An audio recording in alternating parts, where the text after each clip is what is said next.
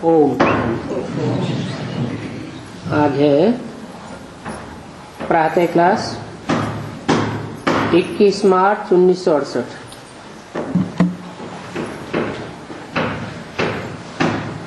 बाप समझाते हैं मैं आत्मा शांत स्वरूप हूं। तुम बच्चों को ये नॉलेज अच्छी तरह से मिली है क्या? क्या नॉलेज?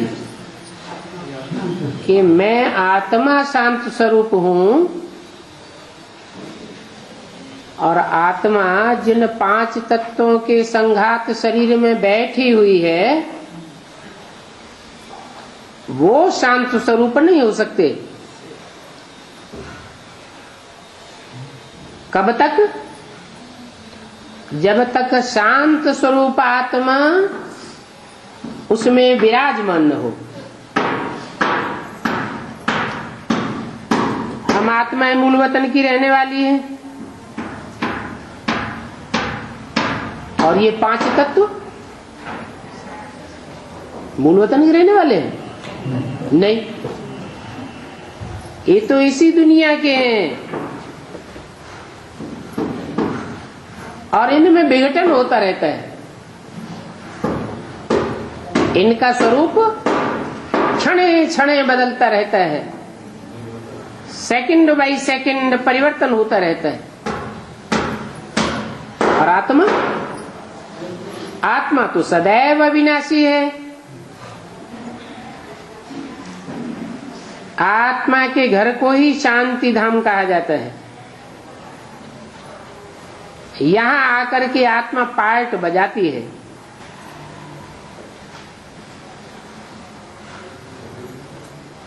शांति धाम में कोई पार्ट नहीं बजा सकती। अभी बाप कहते हैं पवित्र बनो क्योंकि तुमको वापस जाना है। लिखा हुआ भी है कमल फूल समान पवित्र बनना है।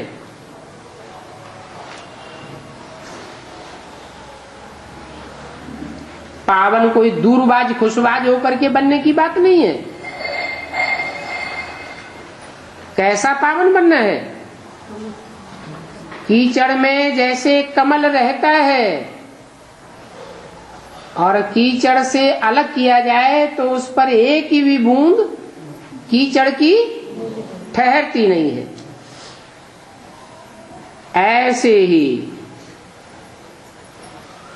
आत्मा इस कीचड़ की दुनिया में रहते हुए भी निर्लिप्त बनी रहे। कोई लगाव झुकाव नहीं।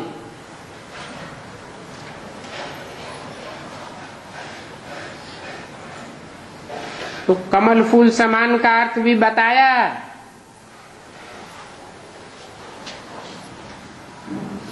कमल फूल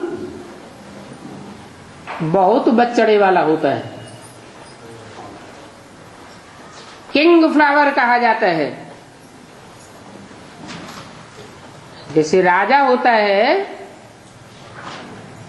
सारी प्रजा उसके बच्चों के समान है। प्रजा का एक एक सदस्य उसका बच्चा है। राजा के लिए उसका राज्य बहुत बड़ा परिवार है।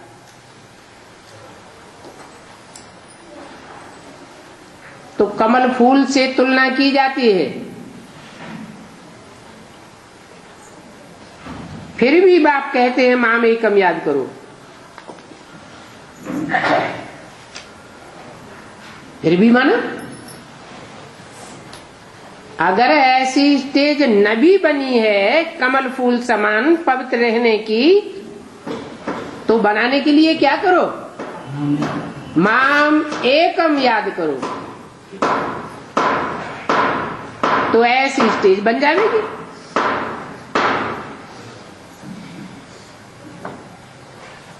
कोई दूजम याद करेंगे तो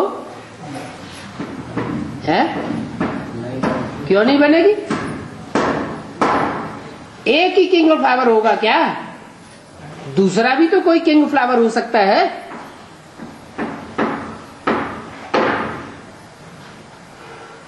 उस दूजम को याद करेंगे तो हमारी वैसी स्थिति नहीं बनेगी। क्यों? क्योंकि सब नंबरवार फूल होते हैं, एक जैसे फूल कोई हो ही नहीं सकते।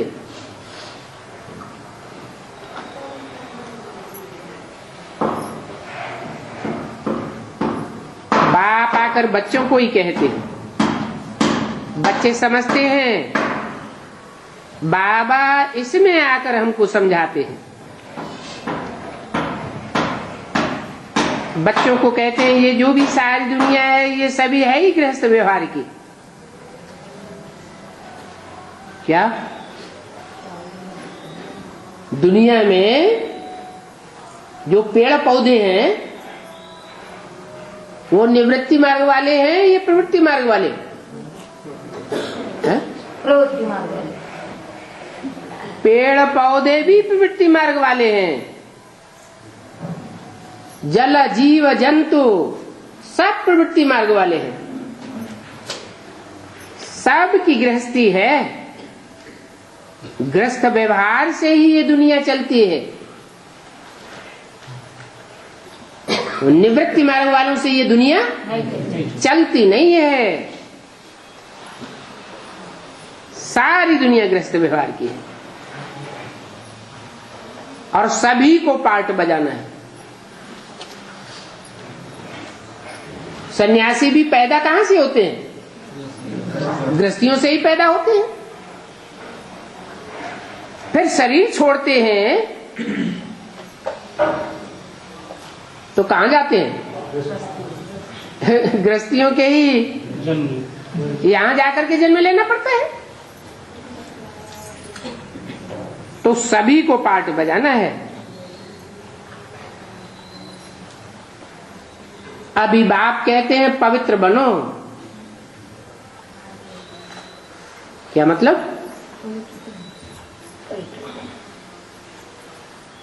पवित्र बनो का मतलब गृहस्थ व्यवहार में रहते हुए भी बुद्धि से उपराम हो जाओ। गृहस्थ व्यवहार वालों को ही क्यों कहते हैं?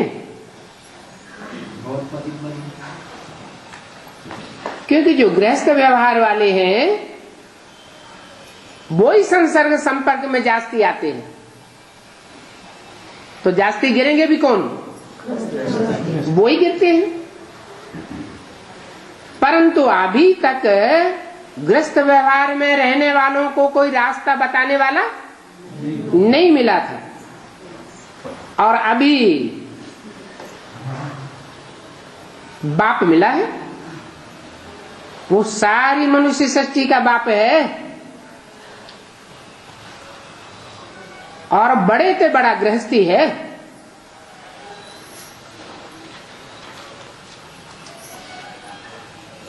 बाकी कुमार कुमारियां तो पवित्र रहती ही हैं,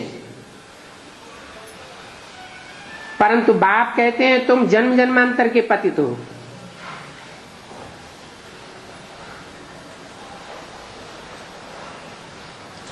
तुम वह नहीं है, यह नहीं, तुम पतित हो। ऐसे क्यों?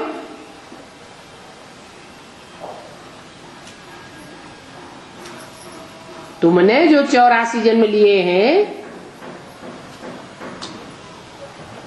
और सारी सृष्टि के बीज बन करके रहे हो,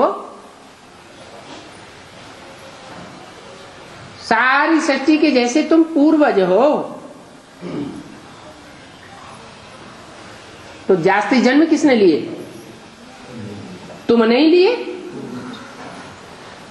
तो तुम जन्म जन्मांतर के पतित हो। मनुष्य सिर्फ इसे जन्म की हिस्ट्री को जानते हैं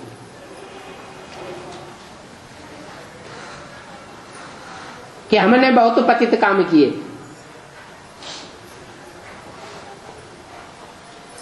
बताते हैं क्योंकि अंदर में खाता है हमने ये पाप किए हैं, हम बहुत पापात्मा हैं। बाप कहते हैं तुम्हारे अकेले की बात नहीं है, सभी मनुष्य मात्र महान पापात्मा है। इतने जन्म पापात्मा होकर के रहे हो, उसमें भी तुम बच्चों को तो खास कहते हैं।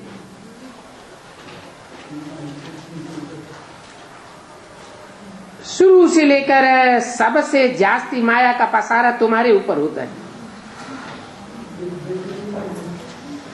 तब से तुमने पाप शुरू किए हैं और जन्म जन्मांतर के पाप हैं। सतो प्रधान से तमो प्रधान बन गए हो। ये है ही पापात्माओं की दुनिया, और वो है पुण्यात्माओं की दुनिया। वो हमारे कौन सी है? सत्युग त्रेता वो है पुण्यात्माओं की दुनिया, और यह है द्वापर कलयुग पापात्माओं की दुनिया। क्यों? सत्युग त्रेता वाली देव आत्माएं द्वापर कलयुग में आकर जन्म नहीं लेती क्या? जन्म तो लेती हैं, लेकिन उनकी संख्या बहुत थोड़ी होती है। और जो द्वापर से उतरने वाली आत्माएं हैं उनकी संख्या बहुत जास्ती होती है। वो सब पापात्माएं हैं। जन्म ही कहां लेते हैं आकर? द्वापर से जो ऊपर से आत्माएं उतरती हैं वो कहां जन्म लेती है? पाप की दुनिया में जन्म लेती है या पुण्य की दुनिया में जन्म लेती है? पाप की दुनिया में जन्म लेती है।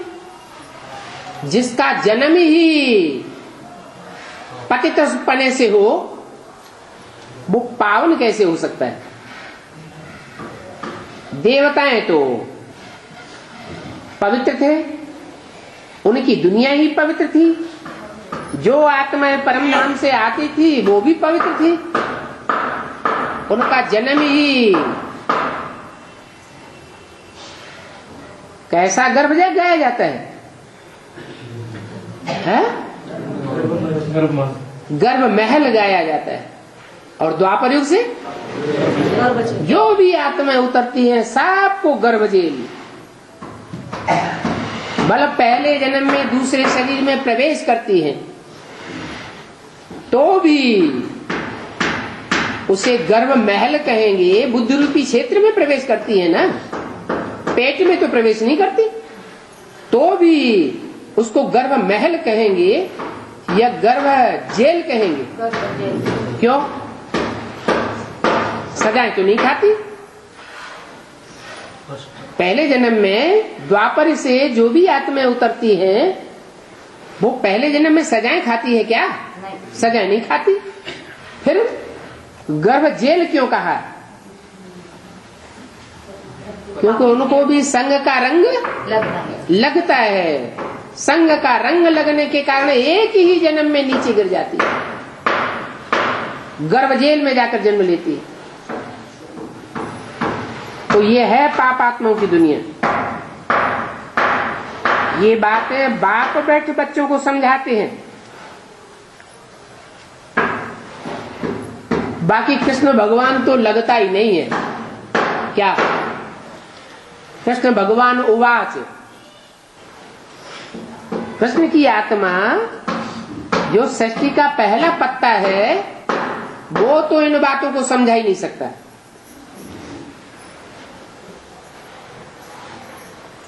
न वो भगवान है न बाप है।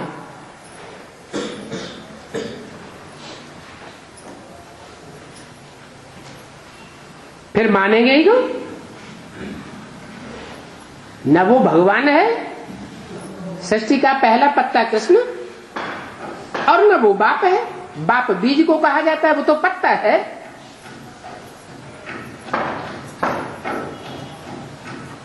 तो हम उसको बाप मानेंगे क्यों?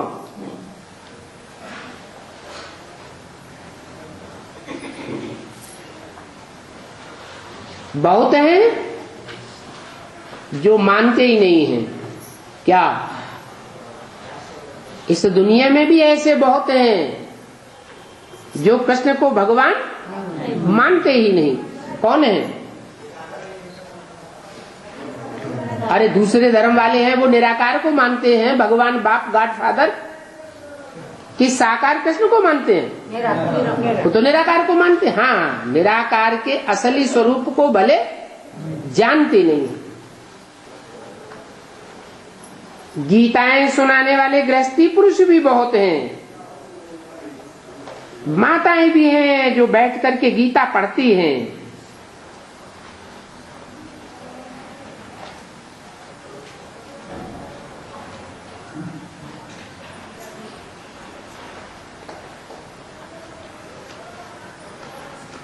वास्तव में सार की गीता ही है।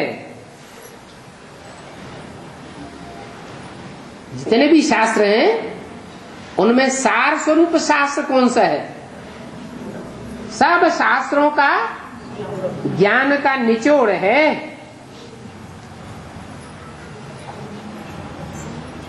ये गीता शास्त्र आदि सभी भक्ति मार्ग में पढ़ते हैं। बाप ने समझाया ये शास्त्र पढ़ना भक्ति मार्ग है, क्योंकि भक्ति मार्ग रावण के अनेक सिरों से आता है और ज्ञान एक बाप से आता है। तो ये शास्त्र पढ़ते तो सभी है ना। ये भी अक्षर पढ़ते हैं, गृहस्थ व्यवहार में रहते कमल फूल समान पवित्र हो और देह के सभी संबंधों को छोड़ो। ये भी पढ़ता था। कौन? ये ब्रह्मा भी गीता शास्त्र में ये बात पढ़ता था, परंतु समझता कुछ भी नहीं था। इसलिए कहा ही जाता है पत्थर बुद्धि। पारस बुद्धि और पत्थर बुद्धि में फर्क तो होता है ना। क्या फर्क होता है?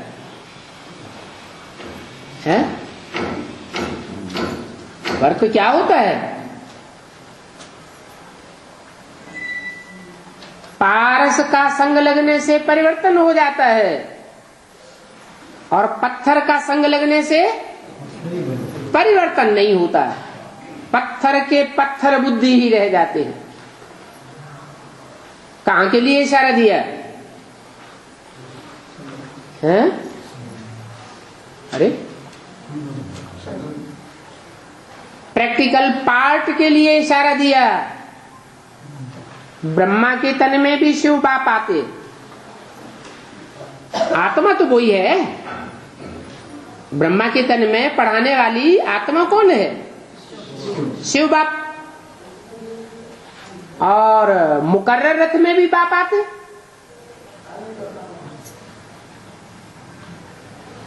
दोनों में सुनाने वाली पढ़ाने वाली आत्मा तो एक ही है। फिर ब्रह्मा के संग के रंग से, पालना लेने से, गोद का प्यार लेने से पति से पावन कोई नहीं बने। इसलिए ब्रह्मा के मंदिर भी नहीं बनते, पूजा भी नहीं होती, मूर्तियां भी नहीं बनती, और शंकर के मंदिर बनते हैं। क्यों?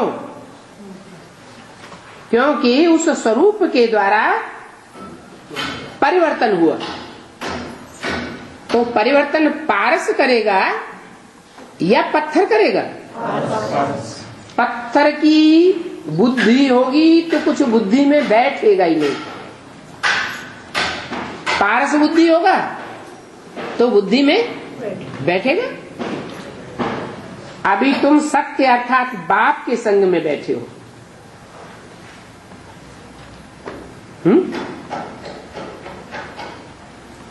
जो ब्रह्मा के संग में बैठे थे, बीके नॉलेज ले रहे थे, वो सत्य बाप के संग में नहीं बैठे थे, हैं? बैठे थे ना। तो सत्य बाप के संग में बैठे थे तो रंग लगना चाहिए, नहीं लगना चाहिए। माँ का पाठ, माँ का पाठ, माँ का झूठी होती है। हाँ, अभी तुम सत्य अर्थात बाप के संग में बैठे हो।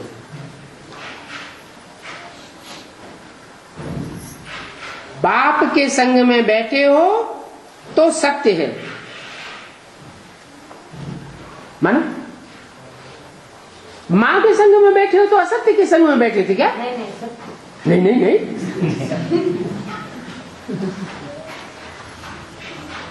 परिवर्तन क्यों नहीं हुआ? भक्ति मार्ग है, भक्ति मार्ग भक्ति मार्ग था। क्यों? मुझे ना समझा। है? हाँ, ब्रह्मा ने बाप के स्वरूप को खुद ही नहीं पहचाना, और तुमने बाप को पहचान लिया तो बाप के संग में बैठे हो, तो नई दुनिया स्थापन होती है। जब बीज बोया जाता है तो पहले पहले एक पत्ते से शुरुआत होती है। ये 2, 4, 8, 10 पत्ते इकट्ठे निकल आते हैं। पहले एक प्रत्यक्ष होता है। तो देखो, ये प्रजापिता ब्रह्मा एक है, ब्रह्मा तो अनेक हैं, और प्रजापिता ब्रह्मा एक है।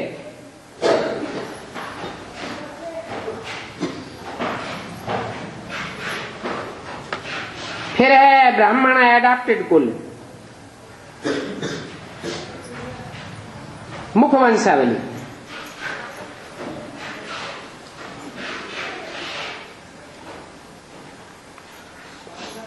वहां ब्रह्मा तो है नहीं। कहां है? वहां माने कहां? अरे दुनिया में भी ब्रह्मा नहीं है प्रैक्टिकल में, और अभी तो बी के नॉलेज में भी कहेंगे वहां ब्रह्मा नहीं है। बल अपन को ब्राह्मण कहलाते हैं, कहलाना बात अलग है, परंतु असल में ब्राह्मण कौन? जो ब्रह्मा की औलाद हो, ब्रह्मा के मुख से पैदा हो तो ब्रह्मा मुख वंशावली ब्राह्मण।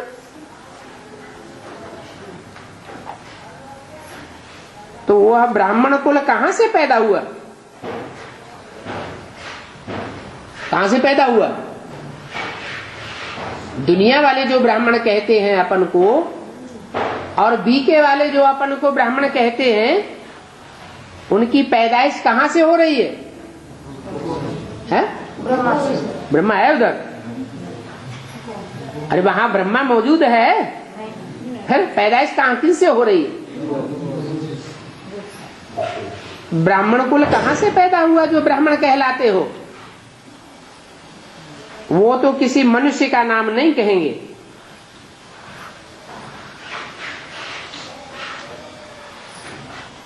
जिनसे जिनसे भी ज्ञान ले रहे हैं वो क्या ब्रह्मा है? कोई मनुष्य को तो ब्रह्मा नहीं कह देंगे। जैसे जैनी कुल फलाना कुल कहा जाता है, तो वह कोई सच्चे ब्राह्मण कुल नहीं ठहरे। है? जैन कुल वाले सच्चे ब्राह्मण कुल नहीं ठहरे।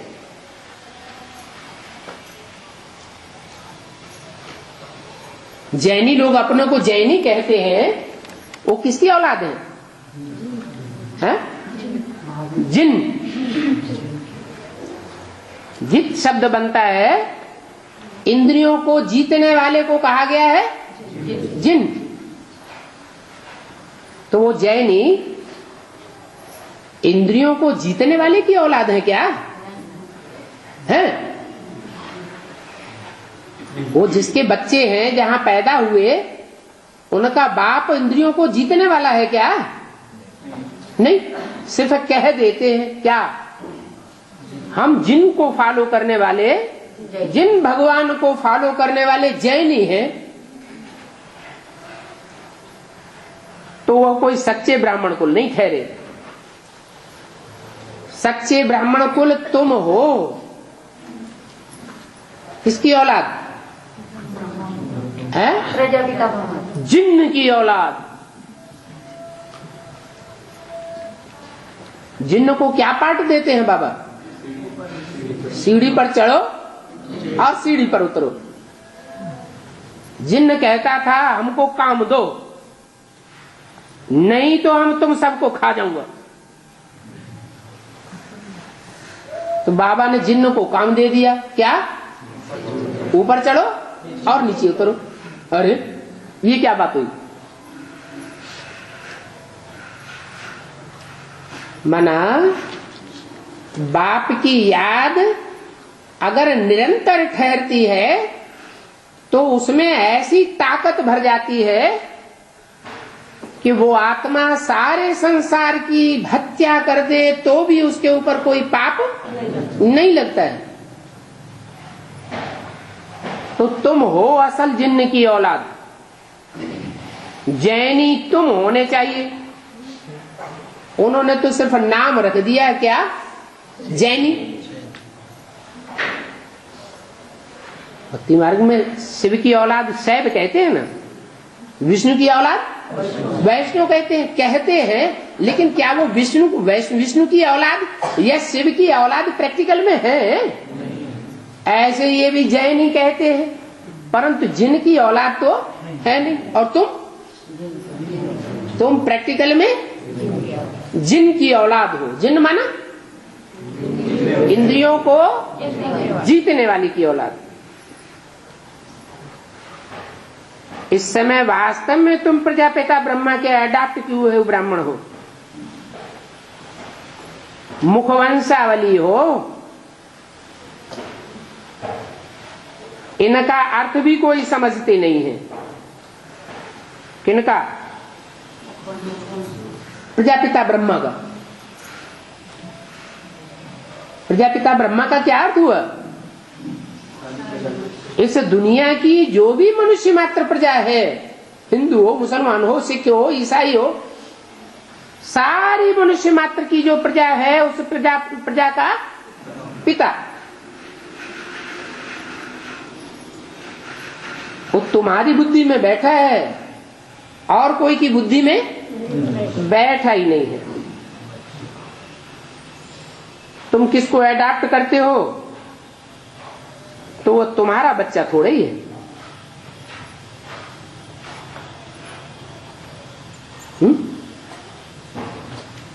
किसका बच्चा है?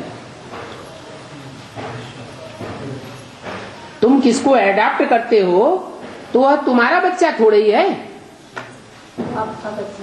वो अपने बाप का बच्चा है। फिर क्या करते हैं? अडॉप्ट करने वाले उसका नाम बदल देते हैं। यहां भी ऐसे ही है। ये कहां की यादगार चल रही है? अडॉप्ट करने की। संगम युग में बाप आते हैं, बच्चों को अडॉप्ट करते हैं कि तुम मेरे बच्चे हो। बाप भी कहते हैं तुम मेरे बच्चे, बच्चे भी कहते हैं तुम मेरे बाबा। दोनों ही एक दूसरे को स्वीकार करते हैं। लेकिन कब? जब नाम बदल देते हैं। तो नाम बदल गया। हाँ? बदल गया। ब्रह्मा को अडॉप्ट किया तो नाम दादा लेखराज से क्या पड़ गया? ब्रह्मा पड़ गया। तीन मूर्तियां प्रत्यक्ष होती है तो उनका भी नाम बदल के क्या पड़ जाता है? अरे नाम बदलता है कि नहीं? है? जगदम्बा नाम पड़ता है, नाम तो बदलता है ना। शंकर नाम पड़ता है, नाम तो बदल गया ना। तो नाम बदल देते हैं, इससे क्या साबित हुआ? कि एडॉप्शन पक्का हो गया। तो तुम भी मुख वंशावली हो, तुम्हें समझ मिली है बरोबर हम प्रजापिता ब्रह्मा के मुख वंशावली है।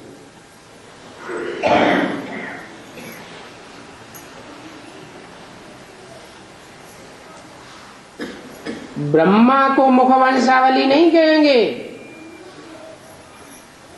क्या?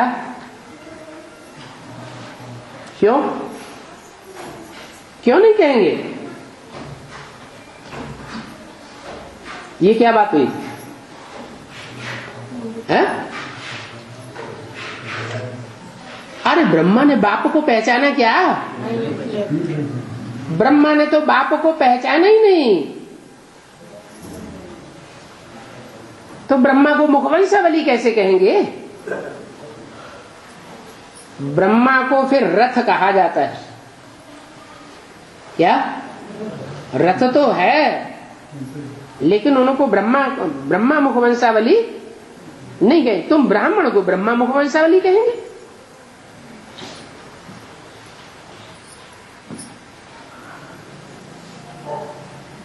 फिर क्यों लगा दिया यहां? है? ब्रह्मा को फिर रथ कहा जाता है। कौन सा रथ? नहीं, टेम्परेरी रथ का गायन थोड़ा ही है। जिस रथ का गायन है उसको तो कहते हैं गंगा लाई, भागीरथ।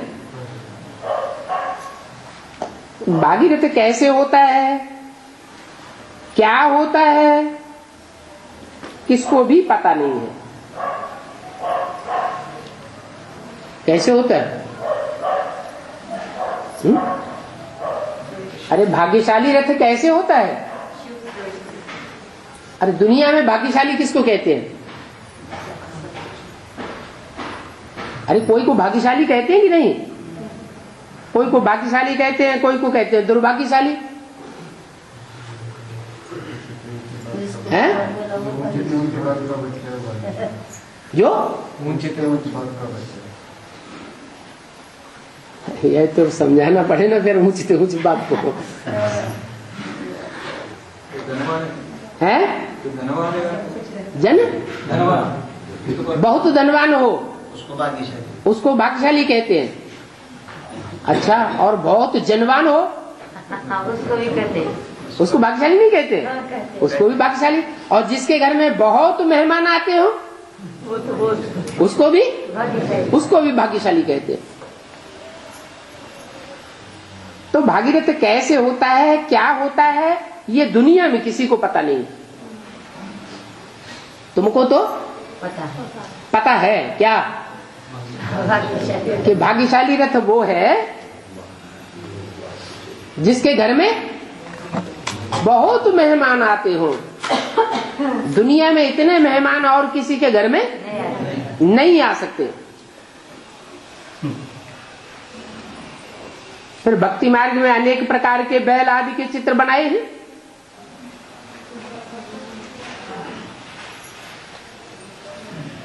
कितना श्रृंगार करते हैं।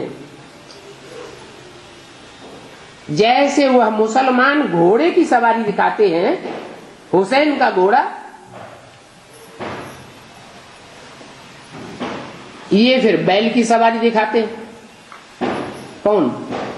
हिंदुओं में देखा बैल? नहीं देखा। अरे मुसलमानों का तो मिसाल दिया। मुसलमानों में काय की सवारी दिखाते हैं? हुसैन का घोड़ा बहुत श्रृंगार करते हैं। और यहाँ हिंदुओं में बैल का श्रृंगार करते हैं। देखा कि नहीं देखा? क्या देखा? क्या श्रृंगार करते हैं? सजाते हैं उसको। हैं? सजाते हैं उसको। कैसे सजाते हैं? फूलों से? नहीं, कैसे?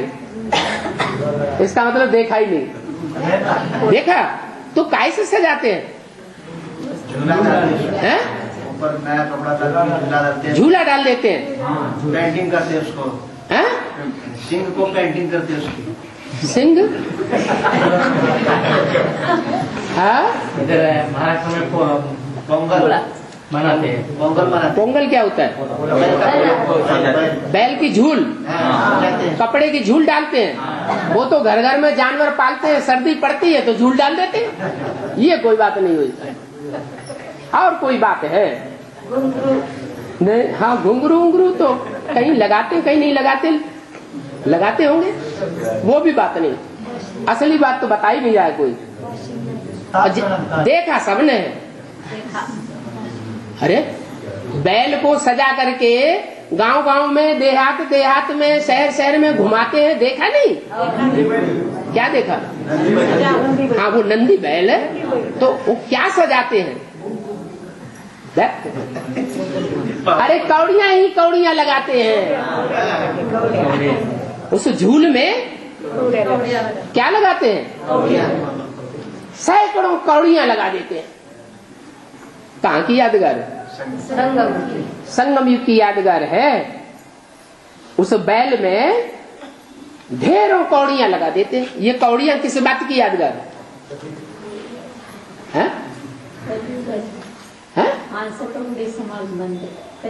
हाँ, कौड़ी समान जो जीवन बन जाता है, जिनको कौड़ी ही याद रहती है, देहवान भरा रहता है, ऐसी कौड़ियां ही कौड़ियां लगी हुई हैं। उसे कहते हैं बैल की सवारी। और बैल भी कैसे कैसे बनाते हैं। जिसको जो आता है सो करते रहते हैं भक्ति मार्ग में। अभी यह तो बच्चे जानते हैं इस कलयुगी पुरानी दुनिया का विनाश होना है। क्या है? बात किसकी हो रही थी? ब्रह्मा की बात नहीं हो रही थी, प्रजापिता की बात हो रही थी। बात किसकी हो रही थी? प्रजापिता की। फिर प्रजापिता तो ठीक है, मुखवंशावली है तो प्रजापिता है, परंतु ब्रह्मा को मुखवंशावली नहीं कहेंगे। यही बात चल रही थी ना। तो बैल कौन हुआ? प्रजापिता कौन हुआ? और शिव कौन हुआ? है? ब्रह्मा बैल हुआ। शिव बैल पर सवारी नहीं करता। शिव किस पर सवारी करता है? शंकर पर सवारी करता है। माना शिव आवेगा तो जानवरों को नहीं समझावेगा, जानवर में प्रवेश करके उसका सृष्टि परिवर्तन का कार्य नहीं है। शिव आता है, भगवान आता है तो ज्ञान सुनाता है। और ज्ञान बैल समझेगा या मनुष्य समझेगा? मनुष्य समझेगा। तो शिव आते हैं शंकर में, जो सारी मनुष्य सृष्टि का पहले प्रजापिता होता है, पतित होता है। और पतित मनुष्य जब ज्ञान समझ के मनन चिंतन मंथन करता है तो सूक्ष्म वतनवासी फरिश्ता बनता है। फरिश्ताओं में सबसे ऊंचा फरिश्ता मुसलमानों में कहते हैं कौन? जबराइल। जबरदस्त कहते हैं मुसलमान लोग कि जब कयामत होती है तो खुदा के तख्त को 8 फरिश्तों ने उठाया। अब ये तो बच्चे जानते हैं पुरानी दुनिया का विनाश कैसे होना है। मनुष्यों की बुद्धि में है कि जब कलयुग की आयु पूरी होगी तो विनाश होगा।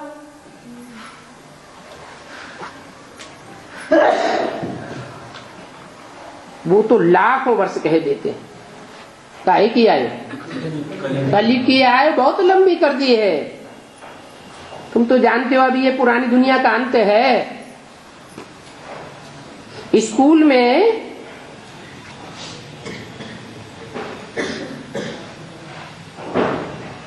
वो लोग फिर 2 गोले दिखाते हैं।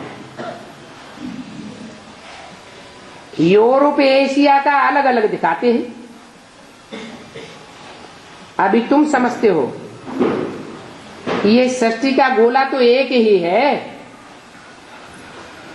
और सारी धरती समुद्र पर खड़ी है।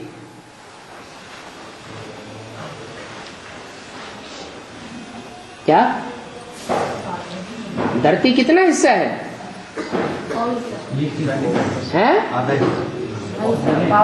धरती तो बहुत थोड़ी है और समंदर बहुत ज्यादा है। फिर कोई कहते हैं पानी में बैल है। क्या पानी के अंदर बैल है? उनके सींग पर सृष्टि खड़ी है।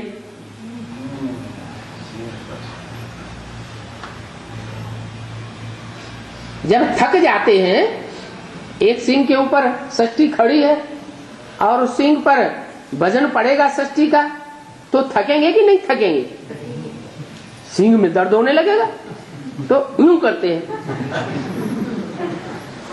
और वो सृष्टि एक सींग से दूसरे सींग पर आ जाती है। ऐसे भक्ति मार्ग में कहते हैं ना, पहले ऐसे ऐसे करते हैं। जब ऐसे ऐसे करते हैं तो अर्थ के को होती है।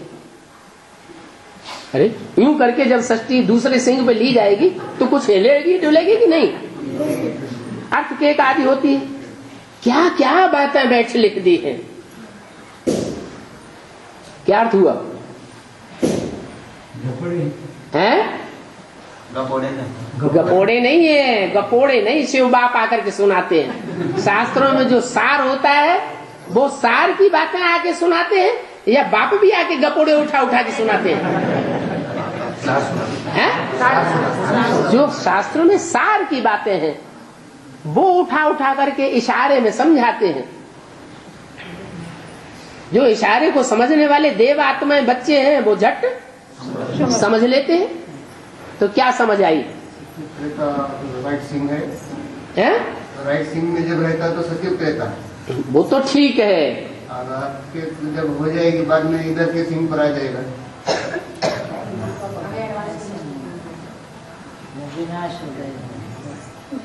राम और कृष्ण ये गॉड फादर शिव के दो सिंह हैं। उसके बैल के सिंह कह लो। क्या ये दो सिंह हैं जिन सिंह पर सृष्टि खड़ी हुई है। राइट से जब थक जाते हैं काम करते करते, धरणी को साधते साधते, अभी कौड़ियों की बात की ना, कौड़ियों का दूसरा नाम क्या है? धरणी। धरणी को साधते साधते जब थक जाते हैं तो दूसरे सिंह पर बदल लेते हैं। तो क्या होता है? भूकंप। भूकंप होता है। 68 में ब्रह्मा ने शरीर छोड़ दिया, छोड़ा ना, तो ब्रह्मा का साकार स्वरूप जो था वो तो गया। और 76 में जो पहला ब्रह्मा है कौन? प्रजापिता। उसकी 100 साल आयु पूरी होती है। तो जब 100 साल आयु पूरी होगी तो वो आत्मा तो निराकारी स्टेज में टिक जाती है। ब्रह्मा मृत्युलोक में खलास हो जाता है। तो उसका उस आत्मा के लिए कौन सा लोक शुरू हो जाता है? अमर लोक। उसके लिए तो अमर लोक शुरू हो गया। मृत्यु होने का सवाल ही नहीं। अनिश्चय रूपी मृत्यु हो ही नहीं सकती। फिर भी ब्रह्मा तो चाहिए ना, कि नहीं चाहिए? ब्रह्मा तो चाहिए। तो वही ब्रह्मा वाली आत्मा जो 68 में शरीर छोड़ती है वो कोई न कोई माता में प्रवेश कर जाती है। तो सिंह बदल गया ना। पहले एक स्वरूप था, फिर दूसरा स्वरूप आ जाता है। और उसे चंद्रमा को दिखाते हैं मस्तक पर धारण किया हुआ।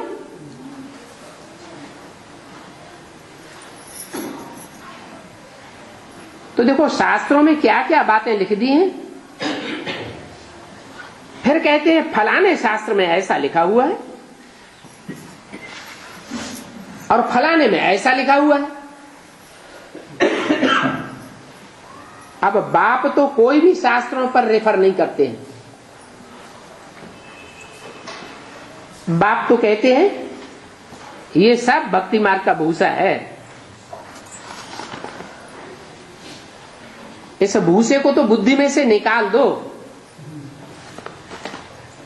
ये भक्ति मार्ग के शास्त्र हैं। 21 मार्च 1968 की वाणी का दूसरा पेज। उन भक्ति मार्ग के भूसा वाले शास्त्रों का तो नाम भी न लो, सुनो ही नहीं। हियर नो इविल, नाम न लो। फिर अव्यक्तवाणी में ये क्यों कह दिया? नहीं, मुरली में कह दिया कि तुम महाभारत, भागवत और रामायण को अभी वर्तमान संगम युग से टैली कर सकते हो, और अभी तो बोल दिया नाम भी न लो। दोनों बातों में फर्क है। नाम न लो ये एक अलग बात, और टैली करो ये अलग बात। और टैली कर सकते हो, ये नहीं कहा टैली करो। क्या कहा? तो अपनी ज्यादा विद्वता दिखाना चाहते हो तो टैली कर सकते हो, लेकिन असली डायरेक्शन क्या है? इन शास्त्रों का तो नाम भी न लो, सुनो ही नहीं। Hear no evil. तुम समझते हो ये भक्ति मार्ग के शास्त्र दुर्गति के शास्त्र हैं, इसलिए इनका नाम भी न लो। क्यों दुर्गति के शास्त्र हैं?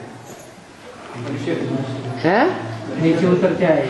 नहीं, क्यों नीचे उतरते आए? कारण होगा ना कोई।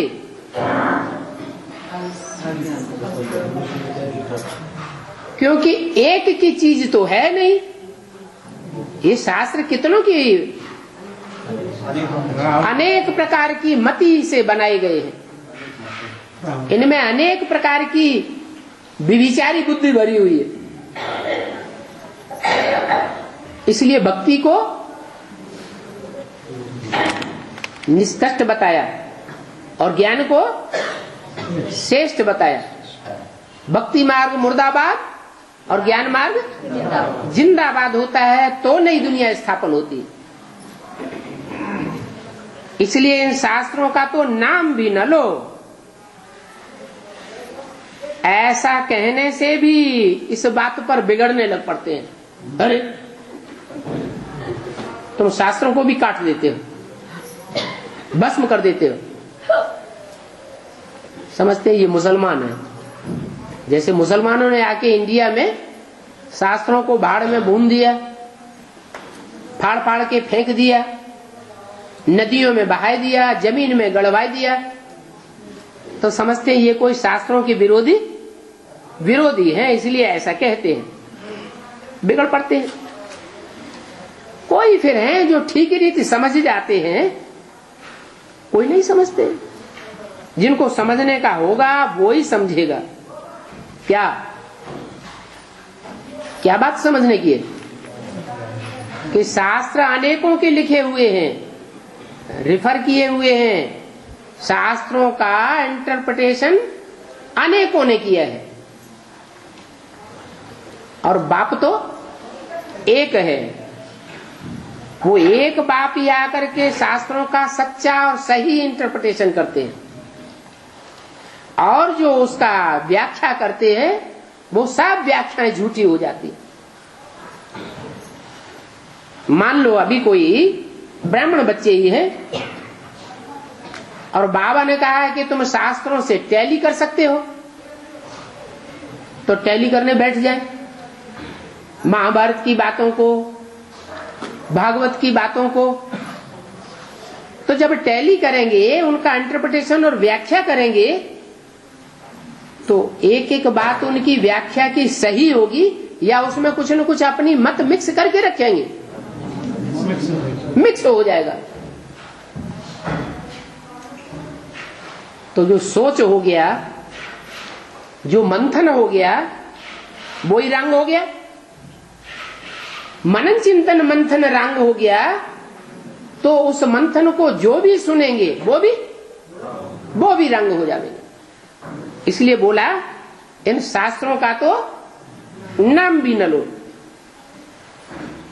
ये ढेर के ढेर मनुष्य हैं जिन्होंने शास्त्र लिखे हुए हैं। ये शास्त्रों से दुर्गति क्यों हुई है?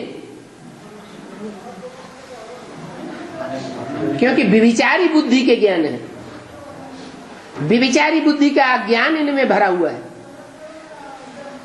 तुम बड़ो बड़ो नामी ग्रामी से ओपनिंग आदि कराते हो कि वो लोग कुछ समझें, परंतु वो कभी समझेंगे नहीं, क्योंकि उनकी तो अभी राजधानी है ना, वो अपनी राजधानी के नशे में ही रहेंगे,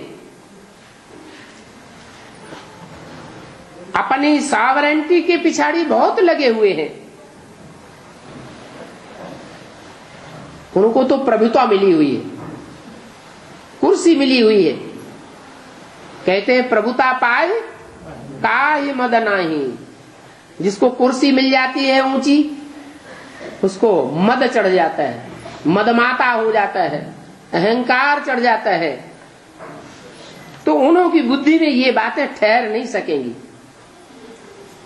इसमें तो सभी कुछ भूलना होता है, फिर भी हो सकता है कोई निकल पड़े। जिनको बाप का परिचय मिले और समझ जाए कि अभी तो बाप को ही याद करना है और सबको भूलना है। शास्त्र पढ़ेंगे तो बुद्धि में आवेगा ये शास्त्र जरूर किसी ने लिखा होगा है? जो लिखने वाला होगा वो ऊंचते ऊंचे बाप होगा क्या? नहीं। शास्त्र को इंटरप्रिटेशन करने वाला होगा, व्याख्या करने वाला होगा, वो भी तो ऊंचते ऊंचे बाप नहीं होगा। कहते भी हैं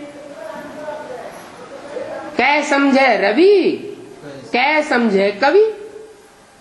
तो शास्त्र लिखने वाले, शास्त्रों में जो कविताएं लिखी हुई हैं, श्लोक लिखे हुए हैं, वो कवि तो अनेकों हुए हैं।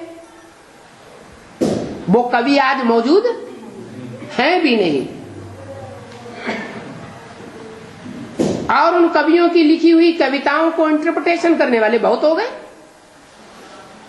तो वो शास्त्र झूठे हो गए या सच्चे हैं? शास्त्र सब झूठे हो गए। इसलिए ये कहावत तो सच्ची है, या समझे कवि या समझे रवि। वो ज्ञान सूर्य भगवान ही इस सृष्टि पर एक आता है तो उन सब शास्त्रों का सार हमको समझाता है। तो एक बाप को ही याद करना है। समझते हैं फिर भी कह देते हैं हमको फुर्सत नहीं, तो समझा जाता है ये मुश्किल ही ठहर सकेंगे। कौन? जिनके लिए कहेंगे ये मुश्किल ही ठहरेंगे, जिनको फुर्सत ही नहीं। अच्छा तो करते हैं, ज्ञान बहुत अच्छा है, ऐसा ज्ञान हमने कहीं सुना नहीं। उनसे कहा जाए अच्छा बहुत अच्छा है तो आओ, तो क्या कहेंगे? हमको फुर्सत नहीं। इसका मतलब हमारे मुंह पे लिप साफ कर दिया, मक्खनबाजी कर दी, लेकिन अंदर से इनको बुद्धि में कुछ बैठा नहीं। ये मुश्किल ही ठहर सकेंगे। दिन प्रतिदिन हंगामा बढ़ता जाता है। पाकिस्तान की लड़ाई, चीन की लड़ाई, ये लड़ाइयां लगती हैं तो फिर बुद्धि उस तरफ चली जाती है। तुमको तो पता है ये तो सभी छोटी छोटी लड़ाइयां हैं। क्या पाकिस्तान से लड़ाई होती है, चीन से लड़ाई होती है, ये सब छोटी छोटी लड़ाइयां हैं। जब विनाश होगा तो बहुत बड़ी बड़ी लड़ाइयां लगेंगी, फिर ये राजधानी स्थापन हो जाएगी।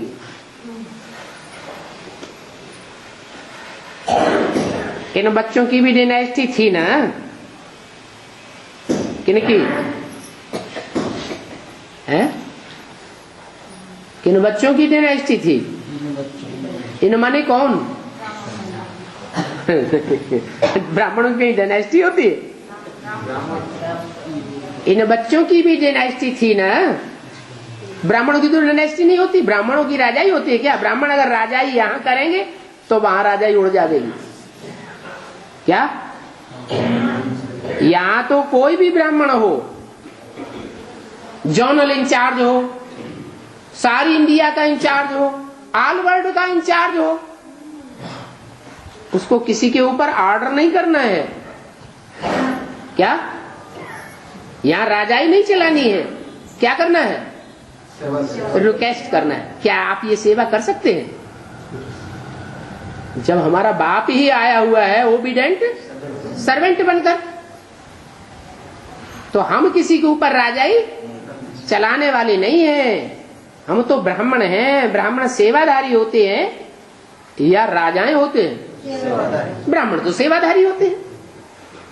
तो ये जो बोला है इन बच्चों की ही डायनेस्टी थी ना, कौन से बच्चों की तरफ इशारा किया है? हाँ, लक्ष्मी नारायण की तरफ इशारा किया। इन बच्चों की भी डायनेस्टी थी ना, तो इसमें भी लिखना चाहिए सूर्यवंशी डायनेस्टी अथवा घराना।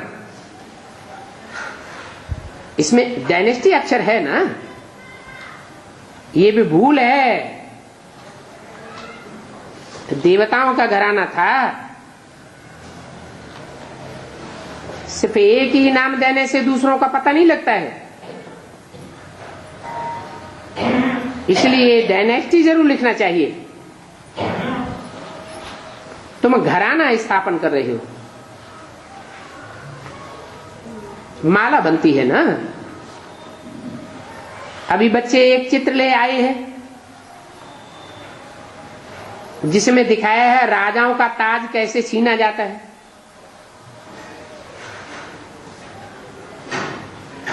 अभी इसमें तो तुमने सिर्फ राजाओं को दिखाया है,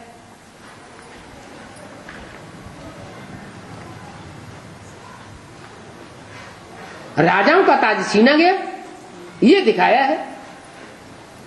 प्रवृत्ति मार्ग कैसे समझाया जाए? राजाओं का ताज छीना गया तो निवृत्ति मार्ग वाले राजाओं का ताज छीना गया या प्रवृत्ति मार्ग वालों का छीना गया है? ये तो चित्र ठीक नहीं। वास्तव में पहले ताज किसका छीना गया? जो प्रवृत्ति मार्ग वाले देवी देवताएं थे त्रेता के अंत में, उनका ताज छीन लिया गया।